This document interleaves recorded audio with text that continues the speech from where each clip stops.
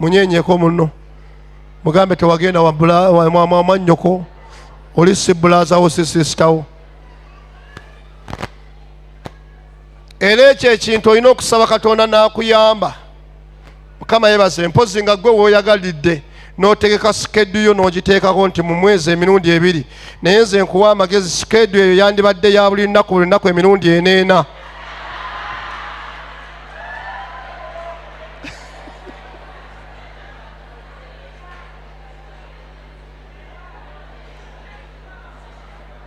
Gwe weeteekemu omwoyo ojjule omugambe nti mwami ebintu byonna tukoze embalirira naye embalirira eno nga tutugikolanga. Otuule wansi omugwe timetable gimugambe bulungi nnyo. Kama ebazwe mirundi 4 ate nga gya kiro. Emisana waba asobola okufissaayo omwongerayo emirala 2 n'adduka ku mulimu n'akola atya?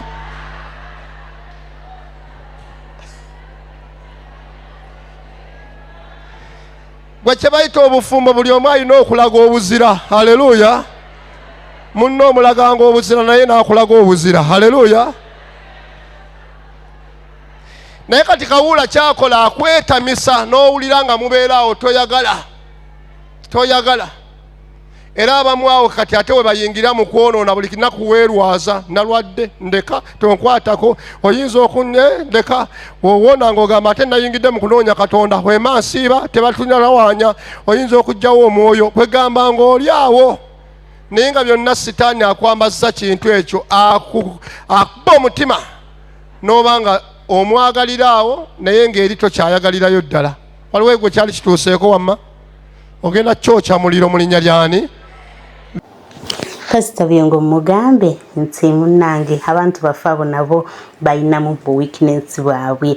Ffe tusobola okuba nga tufuba okubasanyusa naye nga munnange bo bali ku byabwe bali ku birala nnyo. So bakwateko wano ne wali nabo babere nga bakwata. Mbaliriza n'olunaku olwaleero Pastor Byengo alina obubaka obunyuma lwakuba kensinza okufunamu k'okusevinga k'okukola. In fact fena tubere nga tukola bakyala mulekera okutunulira abaami baffe bokka notunulira omwami gwe munaye wetekeko mu ngato z'omwami wo nokera ku machanga enyumba rent. I'm talking about rent emutunulide wonokera ku machanga byonna ebyewaka bimutunulide school fees amutunulide nenga muntu tuyambeko ku bantu abo enaku zino tusomesa abaana nokera ku machanga omwami nagamba ngenda somesa ono naawe ono mukwatemu ate ng'olabira ddala olina okumukwatamu bintu byafuuka byakuyambagana.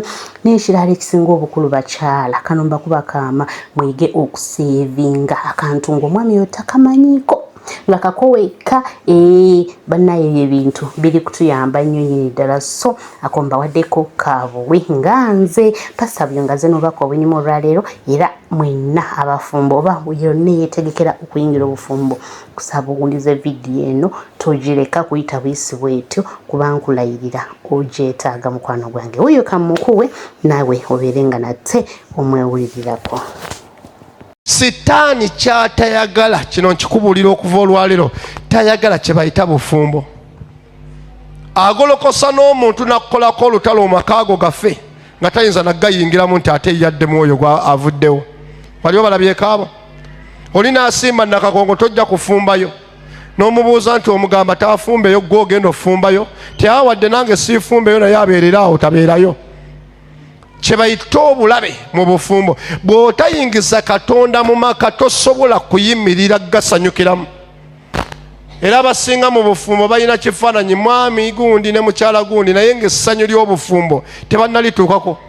Olinga azaddemu n'abaana nga 6 naye nga tatuukanga ku ssanyu lya bufumbo teyeeyagalako ku ekyo ekifaananyi Katonda kye yatonda nti akuwadde olubiriizi lwo lusanyukiremu nga tosanyukirako wabula ng'olina kifaananyi kirabisa bantu nti oyo mukyala gundi ne mukyala gundi naye gwe nannyini kintu akirimu tonnatuuka ku ssanyu lyakyo. Njagala olwaleero kikome Katonda atuwe ku ssanyu ly'ekintu ekyo mu linnya lyani?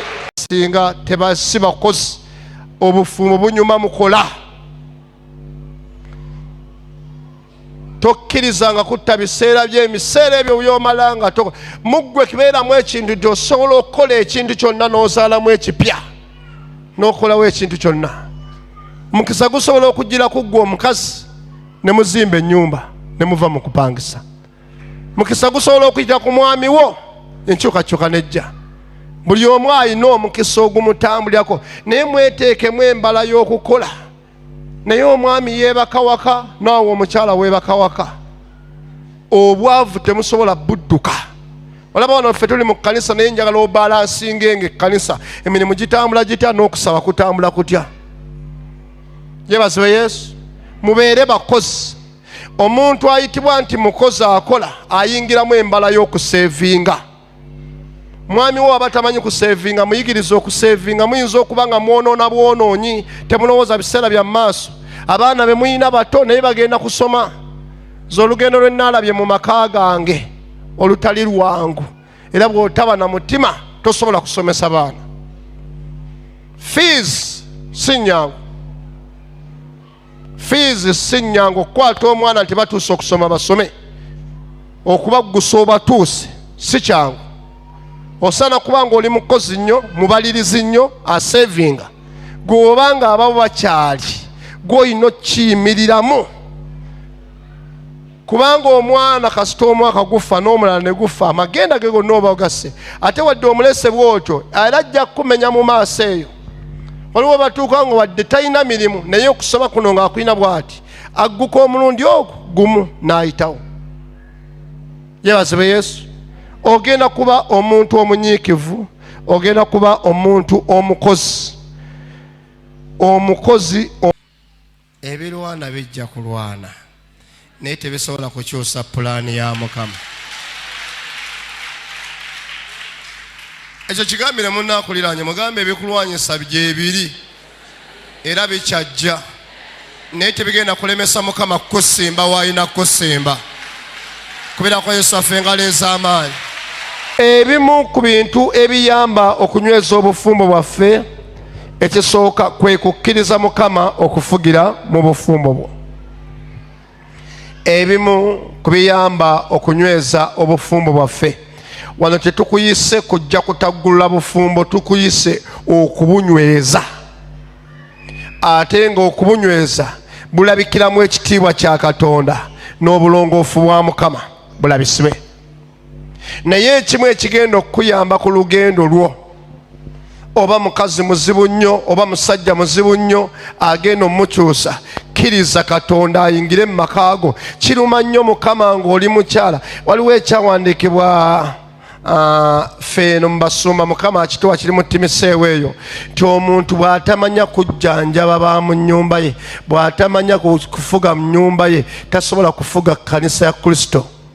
Obuweereza obutuyamba ne tuweereza ne tulera n'ekkanisa bulungi, training eri mu maka. Mu maka waliyo obugumiikiriza, mu maka waliyo okukkiriza ebitalabika n'obiraba ng'ebirabika. Ennyumba eringa omuzikiti n'okkiriza nti wadde mulimu mikeeka, entebe zijja kujja. Obugumiikiriza obwo obulaba. N'oyagalwa munno ne bamusekerera nga ne bw'omutwala mu baganda bwe bamujerega, n'ogumiikiriza. Ebyo byonna ebirabo eby'omwoyo Mukama okubireetamu ng'okkiriza Katonda afugire. Kiruma nnyo Mukama okulaba nti mu maka ogayina tofukamira nako kusaba, ate gwe ng'omukyala nga toyigiriza na ba mu nnyumba yo kumanya Katonda. Opuluka bupulusi n'omwami apuluka bupulusi, wabula ky'olina kwe kwogera nze ndi mulokole, omwami si mulokole.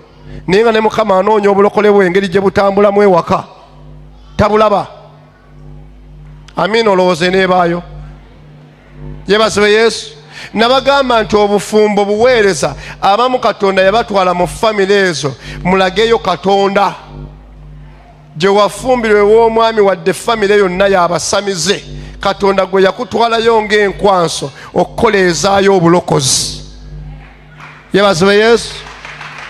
Adde Mukama yakufumbisaayo famire eyo nga taata w'abaana oba gwe wafumbirwa musiraamu, gwe enkwanso y'obulokozi n'abasiraamu bamanye Yesu. Kati sooka okkirize Katonda afugire mu maka go. Naye nga Katonda tannafugira mu maka go, osooka omusembeze mu mutima gwo owulire nti Katonda kati yafuga. Ndi mu bufumbo nfumba, nawasa mukyala wange, nawasa omwami wange, naye manya nafumbirwa omwami wange, naye nze okutambuza amaka Katonda yakontolinga mu maka. Nze ndi musumba, okutambuza ekkanisa si magezi gange, ndiko omusajja Yesu omwoyo wa Mukama yannuŋŋamya yankontrolinga okutambuza kye bayita ekkanisa obulungi. Era luno olukuŋŋaana bwe ŋŋamba nti mujje abafumbo ku Saturday ejja mujje abakozi eggulu lye liba lyogedde gwe bw'ojja oli kyagambye nti mu lukuŋŋaana luli lwe yajjiramu Katonda n'amusumululako ekintu. Kati kitegeeza nti ne Mukama w'abanga azze atuyise nti tujje tulina okutaapinga amafuta mu kifo kino ne tugatwalako eka. Era kyentera okugamba abantu nti gwe omulembe gwe gugenda kubeera mulala. Omulembe gwe abaana bo bagenda kubeera nga bamanyi Katonda. Omulembe gwe gugenda kubeeramu omukisa. Abamu bazadde baffe we bayise nga tebamanyi Katonda, gwe ate oli wanjawulo omanyi Katonda, ogenda kulaba ebiva ewa Mukama we bifugira mu maka go mu linnya lyani? Lya Yesu. Gamba amiina. Kati olina okukkiriza nti Katonda y'aba afugira mu bulamu bwo. Twesiza abaana b'abantu naye bakoze paati nnene nnyo okutabangula amaka gaffe. Twesiza abaana b'abantu naye bakoze paati nnene nnyo okutabangula amaka gaffe. Nali nkasolinga omukyalo omu ne mugamba naye amaka gakusobedde ne gakutabula bwe gatyo, ono agayingiddemu oli ogamuyingizaamu oli ogamuyingizzaamu. Bwe wali ofuna omwami wo wamala kuyita abo bonna abantu n'olyoka omufuna? Naŋŋamba nti nedda. Watandika otya? Nti natandika nze nzekka ne ŋŋambako muzadde wange ne ŋŋambako sisita wange ne mugamba nga bwe wagatandika wekka nga Katonda yakulembedde tujjemu abantu bano bonna tuddeyo ewa Katonda eyagatandika. Tutandike omuloopera ebizibu byaffe, tutandike okgemwesigisa amaka. Mukama yebazwe, Mukama yebazwe. Naye amaka buli woogenda ng'ogeesigisa abaana b'abantu, omwana w'omuntu si mwangu. Sitaani kyatayagala, kino nkikubuulira okuva olwaleero, tayagala kye bayita bufumbo. Agolokosa n'omuntu n'akukolako olutalo mu maka go gaffe nga tayinza naggayingiramu nti ate yaddemu oyo avuddewo. Waliwo balabyeko abo? Yeebazibwe Yesu. Kati sitaani alwanyisa nnyo kye bayita obufumbo. Lwaki abulwanyisa? Okufumbigana kwa kitiibwa, ekitiibwa ekyo tayagala kikubeereko. N'ekitanda ekirongoofu, obutukuvu tayagala. Era kyova olaba nti abali wano tugenda kukaabira Katonda. Simanyi ngeri ki gye wayingira mu bufumbo oba gye wabutuulamu, naye tulina okutuuka ku ddaala obulongoofu bw'ekitanda n'ekitiibwa kya Katonda kigguke mu bufumbo bwo. Lwaki agamba ekitanda ekirongoofu? Kyeggambye wali nti obufumbo obumu engeri gye wabuyingiramu bayinza n'okukubuuza naawe ne weekanga n'ogamba oba natuukayo ntya. N'omusajja nasooka kumuvuma ne muvumaavuma, laba agawale, laba ebimwa, ate kati ngenda okulaba nga ate eddala ntuukidde eddala ewaka. Nali bantumye mu tawuni kubaako kyengula, nalabiraawo nga ate okutuuka e Namuŋŋoona. Musajja yantandikira Namuŋŋoona. Yali agenda e Busunju, nayitawo buyise paka Kiboga. Mukama yazibe.